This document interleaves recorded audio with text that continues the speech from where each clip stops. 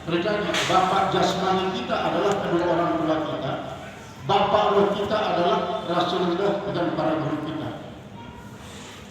Penafsiran hadis tersebut oleh Syekh Yasin Al-Qadani. Makanya kita semua kaum mukminin bersaudara roh. Ketika kita ditanya dalam firman Bapak Ikhwanuka al-mu'minun wal muslimun al-ikhwan, mukmin laki-laki maupun perempuan itulah saudara-saudara kami. Saudara apa? Saudara roh. Saudara roh.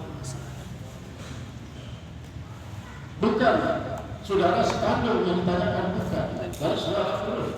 Nah, saudara roh ini mukminin mukminat. Siapa yang menjadi abu roh kita, abawai roh kita, ibu bapak roh kita, Rasulullah dan para guru-guru kita. Para guru-guru kita. Oleh sebab itu, iktiraf kepada guru itu, walaupun hanya dengan kenapa begitu? Sekitar 80 saja sudah termasuk itu iktiraf. Kalau sudah iktiraf, itu dosa besar yang dosa yang tak terampuni kata daripada ibarat tersebut. Ini sesungguhnya masuk ke dalam dunia sufi, dalam dunia tasawuf. Nah, dengan demikian tasawuf ini mengajarkan kita adalah selalu takzim dan tahrim, selalu mengagungkan dan menghormati. Sehingga dengan demikian, memang kalau para ahli tasawuf atau yang masuk dalam lingkaran ahli tasawuf itu, dia kelihatannya lebih mengutamakan yaitu walidain ruh daripada walidain jasad. Karena dulu waktu Harun ar-Rasyid ditanya, kenapa keluarga itu lebih menghormati guru daripada kedua orang tua? Apa jawabannya? Kalau kedua orang tua saya, dia yang menurunkan saya dari langit ke bumi. Tapi kalau guru-guru ini adalah dia yang menaikkan saya dari bumi ke langit.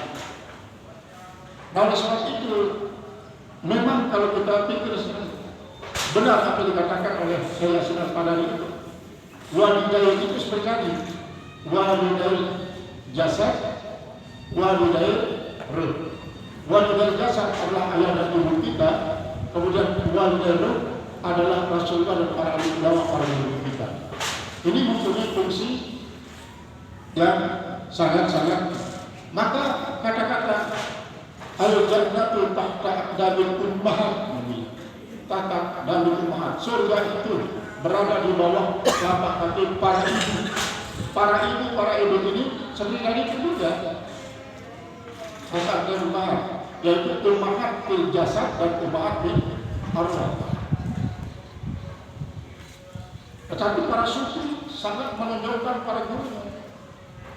Sampai dia tidak peduli kadang-kadang kedua ibu bapaknya, itu salah besar juga. Jadi harus terjadi pertimbangan. Kita mengakui bahwa mereka itu adalah sama bermanfaat dalam kehidupan kita, baik secara jasmani maupun secara rohani. Maka ada orang yang di sini jangan sekedar mempunyai ibu bapak jasmani saja, tapi tidak mempunyai ibu bapak rohani, yaitu adalah Rasulullah sebagai bapak roh dan para guru dari bapak roh kita adalah menjadi tidak ada bagi orang yang kafir karena mereka tidak mempunyai bapak roh, yaitu dari kalangan para kufar itu, karena mereka bukan umat Muhammad SAW. Kalaupun mereka berdulu dalam hal keagamaan mereka, karena agama mereka sudah binasa dengan kehadiran Islam. Nah ini luar biasa. Kalau kulul mustazina lautaya batalahu, durhaka kepada guru itu tidak ada tobatnya. Sampai begitu dan tidak ada tobatnya. Sampai-sampai dia seolah-olah katakan durhaka kepada Allah ada tobatnya, sedangkan durhaka kepada guru tidak ada tobatnya. Tidak ada tobatnya. Kenapa? Karena Allah tidak akan menerima pertobatan seorang kalau dia belum diterima tobatnya oleh gurunya. Karena itu berkaitan dengan apa? Yang berkaitan dengan hak manusia, hak adami. Jelas memang Allah tidak akan mengampuni dosa orang yang berkaitan dengan hak adami kalau tidak diampuni oleh Adam itu sendiri, oleh guru misalnya. Jadi, la taubatallah, tidak ada tobatnya. Ini ceritanya itu karena ridha Allah maka ridha walidain wa suhtillah pada suhtil walidain. Itu pengertiannya. Qala al-musannif rahimahullah ta'ala wa qalu aidan, dan mereka berkata juga, para suci berkata, man qala li ustazil lima, siapa saja yang mengatakan bagi gurunya lima, kenapa dia? Tunjukkan tidak, hanya sekedar kata-kata ini saja sudah dikatakan di biro.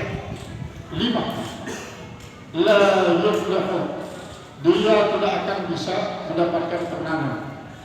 Wa qala Abdul Qasim Al-Qushairi, dan telah berkata Abdul Qasim Al-Qushairi radhiyallahu ta'ala anhu, mudah-mudahan Allah Subhanahu wa taala ridha daripadanya, man sahaba shaykhan min as-suyukh, siapa saja yang menemani seorang guru daripada guru-gurunya, summa farada alaihi, kemudian dia iktiraf atas guru itu, ditampihi dengan hatinya. Artinya dia hanya sekarang dalam perasaannya, dia mengatakan dalam perasaannya saja, tidak diungkapkan dalam kata-kata. Dia iktiraf dengan hatinya saja, misalnya dia dalam hati doang. Misalnya melihat dia berteman dengan gurunya, kemudian dia setiap ada yang menghalangi, dia singkirkan sampai hal sangat kecil. Kemudian si murid mengatakan, seperti halnya apalagi seperti Nabi Khidir dan Nabi Musa alaihissalam. Itu kan parah kalau dilakukan oleh Nabi Khidir. Makanya wajar Nabi Musa mengatakan begini.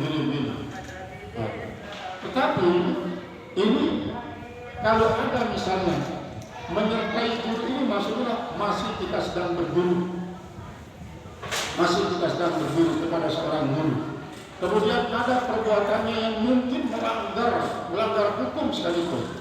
Melanggar hukum, tentu sesuai sekedar dalam hatinya saja. Sudah dikatakan itu roh.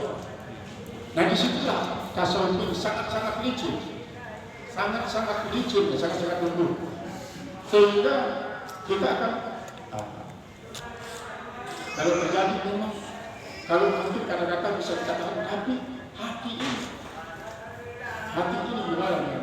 Artinya pasti akan timbul perasaan dalam hati kita. Nah ini hanya sekedar hati saja, kata daripada beliau.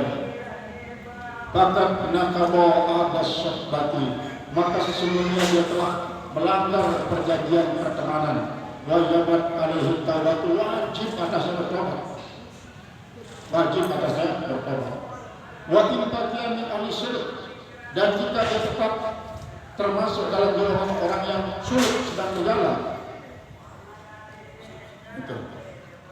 Min ahli syirk, fasri lam yasil, yaitu sebagai orang yang menuju lam yasil ila maksudnya, dia pasti tidak akan bisa sampai ke dalam tujuannya.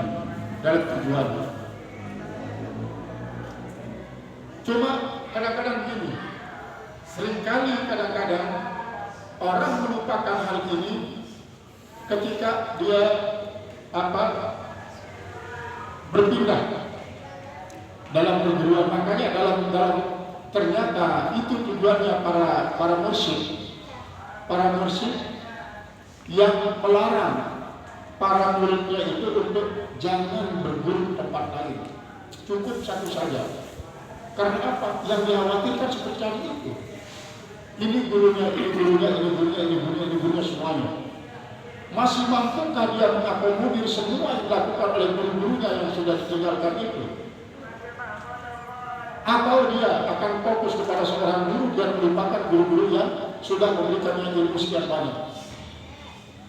Nah ini dikhawatirkan ternyata oleh para musyrik. Cukup satu saja supaya kau tidak repot nanti beradab kepada sekian banyak guru. Itu ternyata maksudnya. Nah, tetapi kalau memang kita bisa kita hormat kepada semuanya, tidak ada yang kita iktiraf satu pun, itu bagus. Tetapi mampukah kita untuk senantiasa hormat kepada semuanya? Atau ini menjadi satu peringatan supaya semua orang yang telah mengajarkan ilmu kepada kita sikapi seperti yang dikatakan oleh Ali bin Abi Thalib. Man 'allamani harfan kuntu lahu abdan. Insya'a ba'a wa insya'a ataqa wa insya'a taraka. Siapa saja yang mengajarkan kepadaku satu huruf, maka aku adalah budaknya. Kalau mau dia merdekakan, saya merdekakan. Kalau mau dia biarkan, saya jadi budaknya silakan. Kalau mau dia jual, saya suka rela dijual. Kata Ali bin Abi Thalib. Nah inilah yang seharusnya diikuti. Yang diikuti. Ini kadang-kadang mengaku dirinya sebagai zuriyah Abu Thalib. Yang mengatakan di dalam diri saya mengalir darah Ali bin Abi Thalib, tidak pernah takut kepada siapa-siapa. Itu sudah berarti dia takut kepada nafsunya. Karena Ali bin Abi Thalib tidak pernah seperti itu.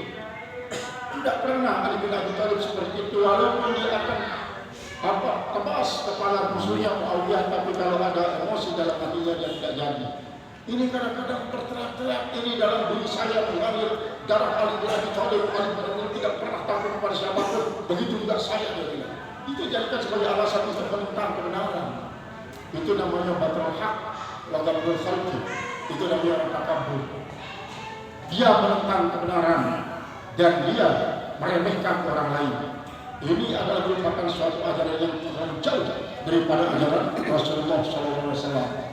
Ini kadang-kadang tidak disadari mereka, membangga-banggakan keturunannya, membangga-banggakan nasarnya lah nasarnya. Tapi dia tidak ingat sesungguhnya kalau ada kata-kata seperti itu, dia membanggakan hawa nafsunya sebenarnya. Nafsahlah bodohnya yang ini. Padahal Rasulullah SAW seperti yang kita ceritakan tadi berkali-kali, bahwa Rasulullah ketika didatangi oleh seorang pendeta Yahudi yang sangat alim, orang dihafal kitab Injil juga dihafal, semua tanda-tanda kebesaran Rasulullah sudah diketahui. Cuma lagi satu yang belum diyakini, yaitu adalah benarnya seperti dalam kitab Taurat, kitab Injil, bahwa yang namanya Muhammad Nabi Rasul akhir zaman itu tidak akan pernah malah walaupun bagaimana kita sakiti. Akhirnya diomelin, dihina Nabi Muhammad dengan penghinaan yang sangat-sangat hina. Babi anjing itu sudah keluar semuanya untuk membandingkan Rasulullah, bahkan lebih jelek daripada Rasulullah. Tetapi Rasulullah semakin digitukan semakin tersenyum. Santunnya kepada orang itu semakin menjadi-jadi. Justru yang marah Umar bin Khattab. Siapa nama kamu? Saya nama saya Zainab. Terus kenapa Umar Rasulullah tadi kata-kata pembinaannya begitu pedas, begitu kotor? Demi Allah, saya berani mati. Bahwa saya melakukan hal itu adalah untuk membuktikan bahwa sekian banyak tanda-tanda kebesaran Rasulullah dalam kitab Taurat dan kitab Injil itu sudah saya temukan pada beliau. Cuma satu yang paling saya inginkan. Ternyata apa yang tersurat dalam kitab Taurat dan Injil tentang yang satu ini saya sudah temukan. Artinya bagaimanapun saya menghina dia dengan kata-kata kotor, dia justru tersenyum. Santunnya mengalahkan emosinya. Santunnya mengalahkan emosi. Semakin menjadi-jadi saya hina dia semakin tersenyum. Semakin tersenyum. Sedikit pun tidak ada raut wajahnya yang menampakkan dia kecewa dan tersenyum. Justru yang tersenyum manis. Inilah yang membuat saya yakin bahwa itulah dari masukan dalam kitab Taurat dan kitab Injil. Sekarang saya sebutkan agama Yahudi, kata dia. Inilah hakikat daripada keinginan para sufi. Keinginan daripada para sufi supaya apa? Syahwat gadat itu tidak ada. Makanya para sufi ini sengaja untuk melatih syahwat gadatnya dengan cara berkeliling dengan penampilan yang kadang-kadang membuat orang menjadi menghina dia. Tapi dia sudah siap berkata, sudah siap untuk menghadapi penghinaan itu dengan kesabaran dan kebijakan. Akhirnya dia punya target, kalau sudah seminggu bisa coba tambah menjadi sebulan, sudah sebulan bisa tambah jadi 40 hari, sampai bertahun-tahun dia uji terus. Itulah dia ada. Kalau dia ternyata sebelum harinya 40 hari belum bisa, dia harus ulangi dari awal. Nah, untuk bisa hal itu ternyata kuncinya zikrullah, ingat kepada Allah. Ingat kepada Allah yang menjadikan semua ini. Ingat juga dia dalam keadaan riadah. Akhirnya betul dilempari dengan batu oleh anak-anak kecil, mengatakan dia orang hina, orang segala macam, ditertawakan orang itu jadi mainan anak kecil, dia tetap saja tertawa. Karena dia memang apa? Karena memang dia batin, dia riadah hal itu. Ini juga memang syarat-syarat tulis pantas kita ini dibiarkan saja oleh Allah Subhanahu Wa Taala. Sakit kita berobat dibiarkan, tidak pernah ditegur sedikit oleh Allah seperti tadi Muhammad Al-Baghdadi. Kita dibiarkan saja berobat dan macam-macam, tidak pernah ditegur oleh Allah Subhanahu Wa Taala. Qala musannif rahimahullah taala,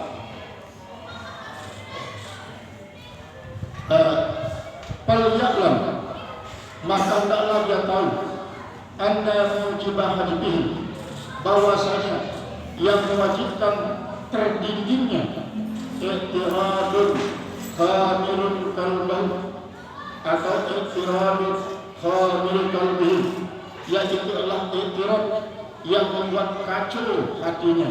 Khamil itu kayak hamar itu adalah membuat kacau dan syarat, membuat kita menjadi kacau, tidak tenang hati ini, menjadi berwarna-warna hati itu. Tidak hanya Allah yang di dalam hati, tetapi justru banyak yang berkaitan dengan makhluk-makhluk sebagai hijab.